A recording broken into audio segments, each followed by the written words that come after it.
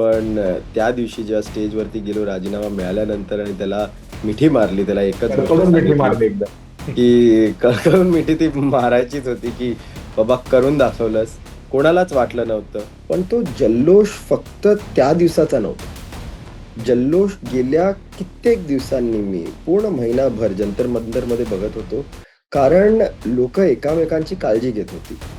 दर राज्यातनं लोक आलेली, दर तबक्यातनं लोक आलेली. काय विचित्र विचित्र प्रयोग करून लोकांना एवढं मारलं, ते कोणालाच पटलं नव्हतं. आणि त्याचे जे इम्प्रिंट आहेत ते भरपूर दिवसांसाठी आणि वर्षांसाठी या सगळ्या मंडळींच्या माइंडमध्ये खूप मनामध्ये राहतं. ठामपणे राहणार आहेत. नेहमीच जोक चालू असायचे, आता हा तुला उद्या उचलतील, उद्या उचलतील, उद्या उचलतील.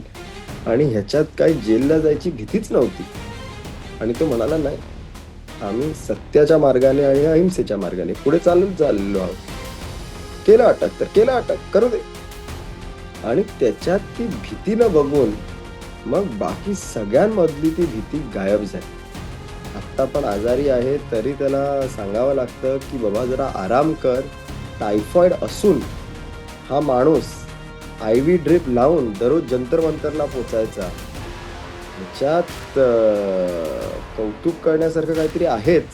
पवार साहेब पण जेव्हा पंतप्रधानांना भेटलेले त्यांनी तेच सांगितलेलं की संवाद साधलाच पाहिजे. आंदोलन जर 31 दिवस तुमच्या दिल्लीमध्ये चालू असेल तर त्याच्या सोबत संवाद न साधणं हे लोकशाहीत योग्य नाही.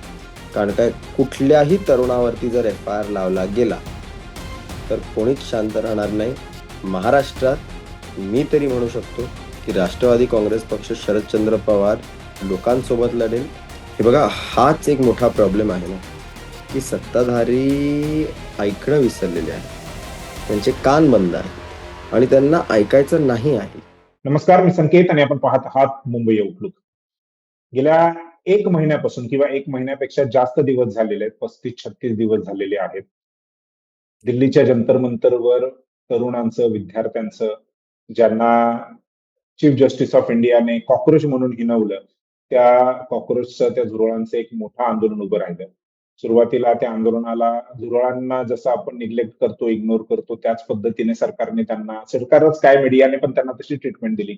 परंतु जसजसं हे आंदोलन वाढत गेलं, देशभरातल्या लोकांचा सहभाग, लोकांचं समर्थन होत गेलं, त्यानंतर सरकारलाही असं वाटलं, त्यानंतर विरोधी पक्षांनाही असं वाटलं की ह्या आंदोलनाची आपण दखल घेतली पाहिजे. मीडिया देखील त्यानंतरच त्यांना दाखवायला लागला.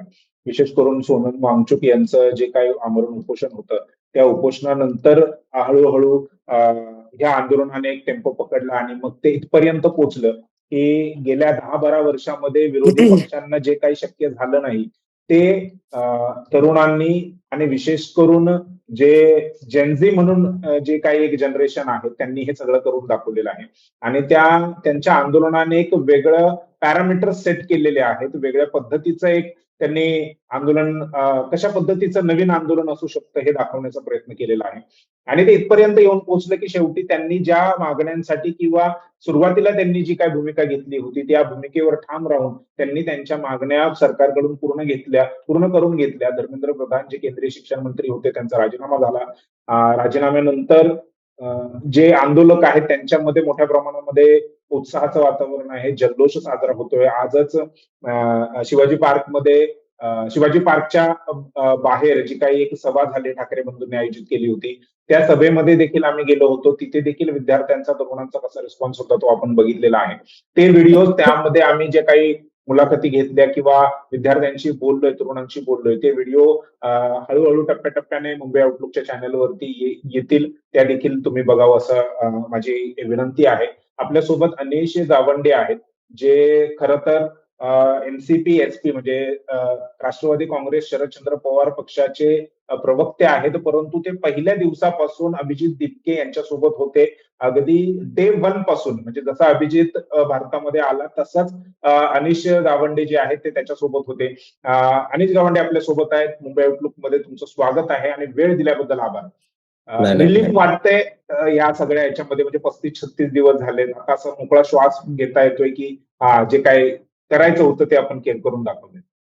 हे बघा, मला मोकळा श्वास येत असो किंवा नसो, आता अभिजितला नेमका आता थोडासा मोकळा श्वास घेता येतोय, त्याची आता जरा खात्री आहे आणि ते बघून चांगलं वाटतंय. मी खूप कमी योगदान केलंय ह्याच्यात. तो मित्र आहे म्हणून मदत जी जी करू शकत होतो तेवढी केलेली आहे. पण त्या दिवशी जेव्हा स्टेजवरती गेलो राजीनामा मिळाल्यानंतर आणि त्याला मिठी मारली, त्याला एकच गोष्ट कडकडून मिठी सांगितली, मारली एकदम. की कळकळून मिठी ती मारायचीच होती, की बाबा करून दाखवलंस. कोणालाच वाटलं नव्हतं. जेव्हा 16 मेला हे कॉकरोच जनता पार्टी पेज सुरू झालेलं ॲज अ सॅटायर पेज. कोणालाच वाटलं नव्हतं, की 2 महिन्यांमध्ये, 2.5 महिन्यांमध्ये ते एवढं मोठं होईल, की देशात पहिल्यांदा 12 वर्षात एक राजीनामा मिळवून दाखवेल. तर हॅट्स ऑफ आणि सॅल्यूट ते बघून. It's inspiring as a young person, it's inspiring as somebody in politics. बरोबर. नाही तुम्ही जसं म्हणताय, की अपेक्षा नव्हती, की इतकं सगळं होईल. म्हणजे दिल्लीच्या जंतर मंतरवरती ते सुरू झालं, परंतु त्याचे लोण जे आहेत, त्याचे पडसाद जे आहेत, संपूर्ण देशभर उमटायला लागले. तिथे जे हो. लोक आले होते, जे विद्यार्थी तरुण आले होते, ते देखील देशाच्या वेगवेगळ्या भागातून आले होते. ज्यांना पॉसिबल झालं नाही तिकडे प्रत्यक्षामध्ये येणं, सदेह तिथे येणं, त्यांनी वेगवेगळ्या पद्धतीने मदत केली. कशा पद्धतीने हे सगळं आंदोलन तुम्ही वाढवलं? हे बघा कसं आहे ना, त्या दिवशी जेव्हा राजीनामा झाला, तेव्हा पूर्ण जंतर मंतरमध्ये जल्लोष पसरलेला. पण तो जल्लोष फक्त त्या दिवसाचा नव्हता. हं. जल्लोष गेल्या कित्येक दिवसांनी मी पूर्ण महिनाभर जंतर मंतरमध्ये बघत होतो. कारण लोकं एकमेकांची काळजी घेत होती. दर राज्यातनं लोकं आलेली, दर तबक्यातनं लोकं आलेली, तरुण पण होते, पण तिकडे आज्या पण होत्या. तर सगळेच तिकडे होते. कोणीतरी पाणी वाटत होतं, कोणतरी खाणं आणत होतं, कोणतरी तिकडे लाईन बनवून, व्हॉलंटिअर बनवून सिक्युरिटी एन्शुअर करत होतं. तर एक पूर्ण महिना तो जंतर मंतरमध्ये एक जनता दरबार ऑर्गनाइज केला गेला होता आणि लोकांचा आवाज फायनली सत्ताधाऱ्यांपर्यंत पोहोचला आणि तो राजीनामा मिळाला. बरोबर. म्हणजे आता काल राजीनामा झालेला आहे. सगळं जंतर-मंतर जे आहे ते हळू-हळू रिकामं होत चाललंय. अ, अजूनही त्या घोषणा, तो आवाज येतो काय? म्हणजे असं वाटतं की तो सकाळी, हवाय असं सकाळी, अजून म्हणून? सकाळी, सकाळी, सकाळी उठता-उठता त्याच घोषणा येतात आणि तुम्ही कधी-कधी टेन्शनमध्ये बघत असतात, काय चाललंय, काय चाललंय, काहीतरी झालं नाही का? आणि कुठलाही मोठा आवाज आला, की वाटतं की टिअर गॅस फुटलाय का? काहीतरी अजून झालंय का? तर कसं आहे ना, जल्लोष होता. खूप प्रतिसाद मिळाला आंदोलनाला. फक्त दिल्लीत नाही, पण देशभरात. पण जे 20 तारखेला झालं दिल्लीमध्ये, ज्या प्रकारे पोलिसांनी मुलांना हाणलं आणि लाठ्यांवरती खिळे लावून, त्यांनी पेलेट गनचा वापर करून, त्यांनी काय-काय विचित्र प्रयोग करून लोकांना एवढं मारलं, ते कोणालाच पटलं नव्हतं आणि त्याचे जे इम्प्रिंट आहेत, ते भरपूर दिवसांसाठी आणि वर्षांसाठी या सगळ्या मंडळींच्या माइंडमध्ये खूप मनामध्ये राहणार. ठामपणे राहणार आहेत. कारण की तुम्ही बघा ना, 1,00,000 लोकं होती त्या दिवशी दिल्लीच्या रस्त्यांवरती आणि त्यांच्यावरती टिअर गॅस सोडला गेला, लाठीचार्ज सोडली गेली. नागपूरचा जो एक तो मुलगा आहे, 6 पोलिसांनी त्याला घेरवून, बदडून मारलं. एक मुलगी आहे तिला लाठी इकडे पडली. लाठी तिथपर्यंत पोहोचावीच नाही पाहिजे. ती बरोबर. पोलिस प्रोटोकॉल आहे तो, पोलिस प्रोटोकॉल आहे.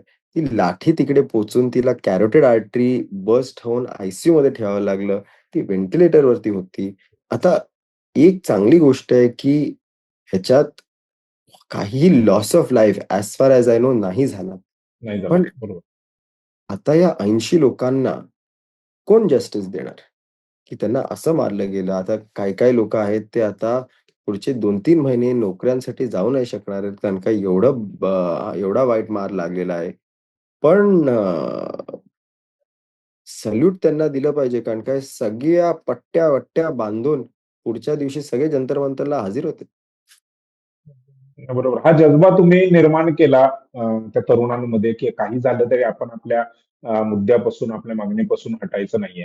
अ, अ, एक प्रश्न म्हणजे खरं तर मला सांगायचं पण आहे आणि तुमच्याकडून ती माहिती पण घ्यायची आहे, हम्म. की अभिजित दिपकेंपासून म्हणजे पहिल्या दिवसापासून तुम्ही त्यांच्यासोबत होतात. अ, कसा प्रवास राहिला? म्हणजे कसं कसं व्यक्ती आहे? ते कुठून आणलं त्याने एवढं सगळं, की नाही मला लढायचंच आहे म्हणून? ही कारण जिद्द एका महिन्यापूर्वी तो अमेरिकेमध्ये होता. ही जिद्द कुठून येते, कशी येते, का येते, ही कोणालाच माहित नसतं. नाही आता तरी ती तुमचं जिद्द तुमचं काही मी तेच डायलॉग सांगतोय, झाले मी असतील, की तेच मी तेच इन्स्पिरेशन सांगतोय. कुठून येतंय? हां. मला मला पहिल्या दिवशी जेव्हा तो आला, वाटलेलं 2-3 दिवसासाठी दिल्लीत राहील, डिटेन होईल. मग त्याला काढू, आंदोलन जरा शांत पडेल, मग बघू काय पुढे करायचं. नेहमीच जोक चालू असायचे. आता हां, तुला उद्या उचलतील, उद्या उचलतील, उद्या उचलतील. आणि ह्याच्यात काही जेलला जायची भीतीच नव्हती. आणि तो म्हणाला, "नाही, आम्ही सत्याच्या मार्गाने आणि अहिंसेच्या मार्गाने पुढे चालत चाललेलो आहोत. केलं अटक तर केलं अटक, करू दे." आणि त्याच्यात ती भीती न बघून मग बाकी सगळ्यांमधली ती भीती गायब झाली. कारण का जेव्हा कोणी म्हणतं ना, की मी अटक पण व्हायला तयार आहे. हं. पण मी कॉम्प्रोमाईज करणार नाही. त्याच्या पाठी लोकं उभी राहतात. तर त्याचा तो जिद्द मी बघितलेला आहे. तो आत्ता पण आजारी आहे, तरी त्याला सांगावं लागतं, की "बाबा जरा आराम कर." टायफॉइड असून हा माणूस आय-व्ही ड्रिप लावून दररोज जंतर-मंतरला पोचायचा. ह्याच्यात कौतुक करण्यासारखं काहीतरी आहेच. पण थोडासा जो वेडेपणा आहे, तो बघून मित्र म्हणून कधी-कधी काळजी वाटायचीच. म्हणजे प्रश्न यासाठी पण आहे, की सूर्य आपल्याला इतकी ऊर्जा देतो, तर मग सूर्य ती ऊर्जा कुठून निर्माण करतो? त्याच्या आतमध्ये कुठून एवढी ऊर्जा येते, की जो इतरांना देतो? हा एक प्रश्न होता. अ, अ, तुम्ही गेल्या 1 महिन्यापासून हे सगळं करताय. अ, राजीनामा झालेला आहे. एवढ्यावर खुश आहात, की असं वाटतं ही सुरुवात आहे, आणखीन बरंच काही करणं बाकी आहे? हे बघा, मी तिकडे होतो समर्थक म्हणून आणि मित्र म्हणून. आता राष्ट्रवादी काँग्रेस पक्ष, शरदचंद्र पवार, आम्ही पाठिंबा दिलेला स्टुडंट्सच्या आवाजांना. पवार साहेब पण जेव्हा पंतप्रधानांना भेटलेले, त्यांनी तेच सांगितलेलं, की संवाद साधलाच पाहिजे. पाहिजे. आंदोलन जर 31 दिवस तुमच्या दिल्लीमध्ये चालू असेल, तर त्याच्या सोबत संवाद न साधणं हे लोकशाहीत योग्य नाही. तर हा आमचा स्टँड नेहमीच राहिलेला आहे. आता अजून काही मागण्या असतील आणि त्या पुढे त्यांना घ्यायच्या असतील, तर त्या मागण्या बघून आम्ही डिसाईड करू, की पाठिंबा द्यायचा की नाही द्यायचा. पण जी एक मागणी राहिलेली आहे, पूर्णपैकी ती पार नाही पाडली आहे सरकारने. ती आहे, बरं. की एफ-आय-आर जे फाईल केलेले आहेत त्यांचा माघार आणि हं. काही केसेस ज्या फाईल करत असेल सरकार किंवा केलेल्या असतील त्यांचा माघार. तर म्हणजे हे आसाममध्ये जरा दिल्लीपुरतं तुमची मागणी ही पुरती आहे, नाही, की दिल्ली संपूर्ण नाही, नाही. देशभरामध्ये? सौरव सौरव दास यांनी कॅटेगोरिकली सांगितलेलं आहे, की नड्डा साहेबांच्या प्रमाणे भारतीय जनता पक्ष यांनी सांगितलेलं आहे, की देशात कुठेही भाजपची सरकार असेल, राज्यांमध्ये पण, तर त्या सरकारांमध्ये कोणाविरोधातही एफ-आय-आर दर्ज केला जाणार नाही. तर जर तो अश्युरन्स असेल, तर मग तो अश्युरन्स सरकारने पाळला पाहिजे. कारण काय कुठल्याही तरुणावरती जर एफ-आय-आर लावला गेला, तर कोणीच शांत राहणार नाही.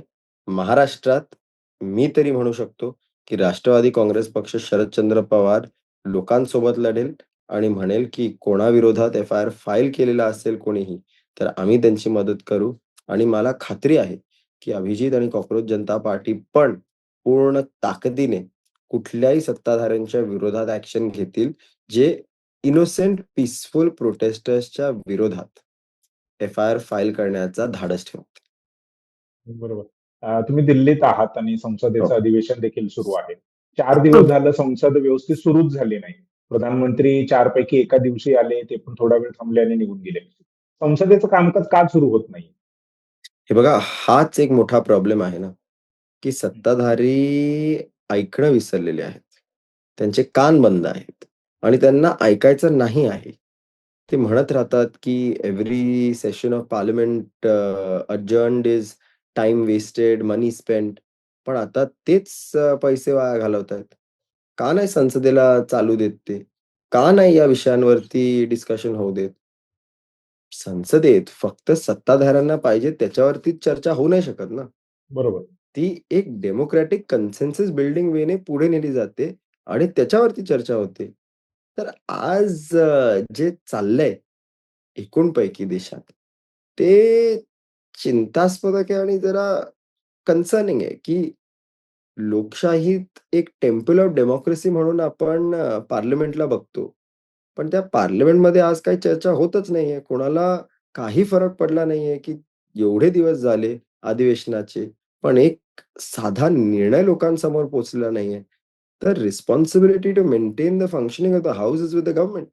तर पार्लमेंटरी अफेअर्स मिनिस्टर किरण रिजिजूजीने ह्याच्यावरती जरा विचार केला पाहिजे, की लोकं पण आता प्रश्न विचारत आहेत, की आम्ही तुम्हाला का निवडून आणलं?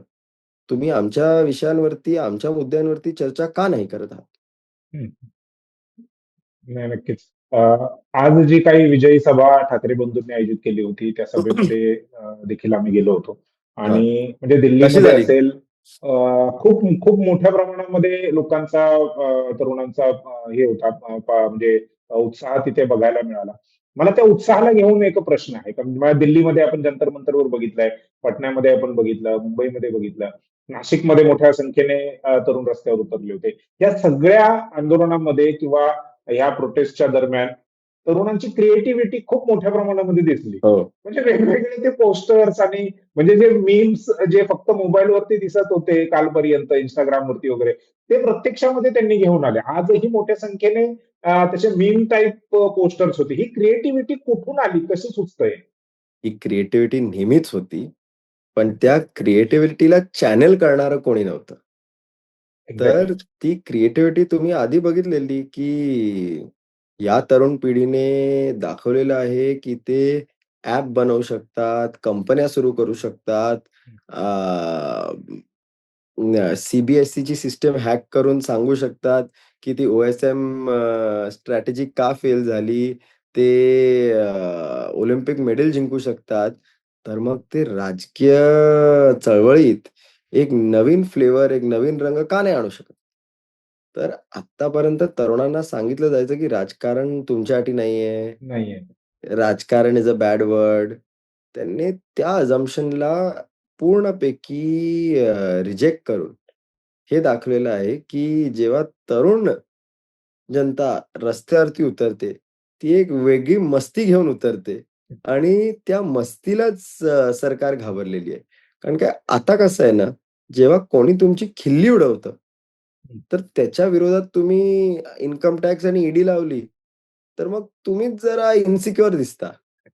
तर आता कोणीतरी जोक मारला म्हणून त्याला तुम्ही बदलवणार आहात का? हे आता कोणालाच पटत नाही. म्हणून मस्करी जी उडवली जाते सरकारची रस्त्यांवरती, त्यालाच घाबरून सरकारने तो राजीनामा मागितला, असं मला वाटतं किंवा माझा असू गेस शकतं. आहे. त्यातला त्यातला एक तो भाग असू शकतो.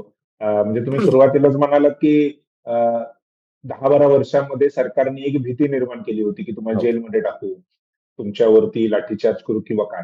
ह्या तरुणांनी म्हणजे लाठीचार्ज झाल्यानंतर देखील म्हणजे कदाचित पोलिसांचा, दिल्ली पोलिसांचा किंवा सरकारचा असा समज असावा, की हे लाठीचार्ज केला तर मग तरुण पुन्हा तिथे येणार नाहीत. असं मारू की पुन्हा कोणीच येणार नाही, धजावणार नाही तिथे येण्यासाठी. परंतु तसं झालं नाही. म्हणजे तुम्ही जसं सांगताय, की फ्रॅक्चर झालेले, हो. डोक्यावर पट्ट्या मारलेल्या आहेत, हात फ्रॅक्चर झालाय, गळ्यात घेऊन ते पुन्हा आंदोलन स्थळी आलेले आहेत. ही एक भीती जी आहे ती चेपली किंवा ही घालून टाकली तरुणांनी. आणि आता त्यांच्यामुळे इतर जे काही म्हणजे ह्या भीतीमुळे कदाचित रस्त्यावर येत नव्हते किंवा विरोध करत नव्हते, सरकारला प्रश्न विचारत नव्हते. कदाचित आता ते देखील समोर येऊन सरकारला प्रश्न विचारू शकतात, असंही एक शक्यता जी आहे ती निर्माण होते. अ, अ, एक जाता जाता शेवटचा प्रश्न, की पुढे काय होणार आता? म्हणजे कशा पद्धतीनं हे सगळं जाणार आहे? म्हणजे एक राजीनामा झालाय, पुढे काय? हे बघा काय झालेलं माहितीये, हा लढा फक्त नीटचाच नव्हता, शिक्षणाचाच नव्हता, पण हा लढा अधिकारांचा लढा होता. कारण काय तरुणांमध्ये जो रोष होता, तो आमचे अधिकार तुम्ही कंप्लीटली घेऊन टाकलेले आहेत, त्यावरती होता. तर तरुण मंडळी आता थांबणार नाही. कारण काय अधिकारांचा लढा हा एक मोठा लढा आहे. दुसऱ्या मुद्द्यांवरती पण लोकं रस्त्यावरती उतरतील आणि जेव्हा त्यांना सांगितलं जाईल, की तुम्हाला परमिशन पाहिजे, हे पाहिजे, ते पाहिजे, तुम्हाला प्रोटेस्ट करण्याचा अधिकार नाही. ते म्हणतील, "नाही, अधिकार आहे. आम्ही आधी पण केलंय आणि राजीनामा मिळेपर्यंत आम्ही तिकडनं हललेलो नाही आहोत. आम्ही पण नाही हलणार." तर बरोबर. चळवळीचं जे राजकारण होतं, जे गेल्या 12 वर्षांमध्ये नाहीसं झालेलं, कारण काय सत्ताधाऱ्यांनी सरळ इन्कम टॅक्स सीबीआय आयडी सोडलीच होती. पण त्याच्यावरती एन-एस-ए, यू-ए-पी-ए असे कायदे वापरून तरुण मंडळींना जेलमध्ये भरून-भरून टाकलेलं. आता ते थांबेल अशी आशा आणि अपेक्षा आहे. पण हा लढा फक्त आता इथे सुरू झालेला आहे. बाकी भरपूर असे मुद्दे आहेत, ज्यांच्यावरती आवाज उचलणं भरपूर गरजेचं आहे. आणि फक्त राजीनाम्यांसाठी नाही, पण बदल घडवण्यासाठी. हा जो हक्कांचा अधिकार आहे, तो बदल घडवण्यासाठी लढला गेलेला आणि तो बदल घडवण्यासाठीच लढला जात राहील, अशी माझी आशा आहे. तो कसा लढला जाईल, ते तुम्हाला अभिजितला विचारावं लागेल. बरं, मी खरं तर शेवटचा प्रश्न बोललो, पण हा आता माझा खरा शेवटचा प्रश्न असेल.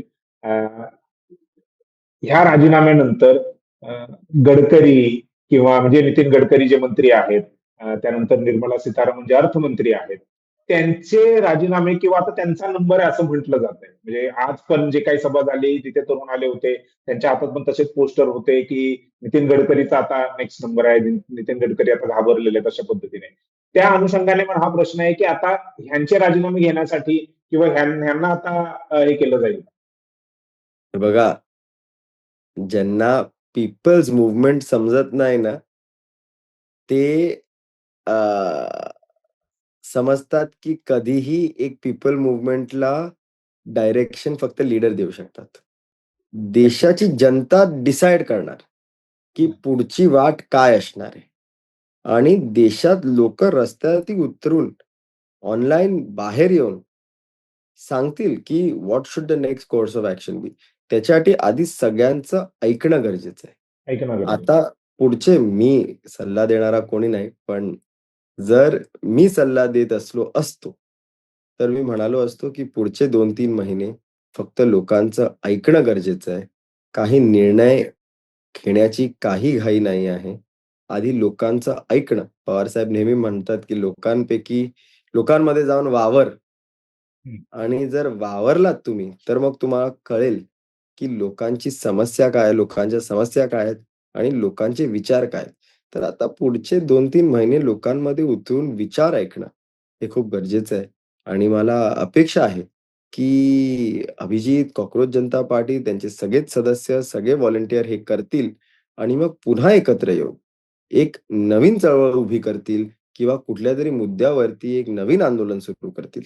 कारण काय आंदोलन एकदा देशात पेटलं, की ते थांबत नाही थांबत आणि नाही. हे आंदोलन जे पेटलेलं आहे, ते देशाच्या भविष्यासाठी एक रे ऑफ होप म्हणून मी बघतो आणि होपफुली तो रे ऑफ होप पुढे जात राहील. नक्कीच आणि ह्याच पॉझिटिव्ह नोटवरती आपण ही मुलाखत संपवायला देखील काहीच हरकत नाहीये. अनिश तुम्ही आम्हाला वेळ दिलात त्याबद्दल आभार आणि पुन्हा एकदा वेळ द्याल, पुन्हा चर्चा करू. अ, 100% विषय वेगळे 100% असतील, परंतु चर्चा नक्कीच करू, अशी अपेक्षा 100% आहे आपल्याकडून. धन्यवाद. Thank you.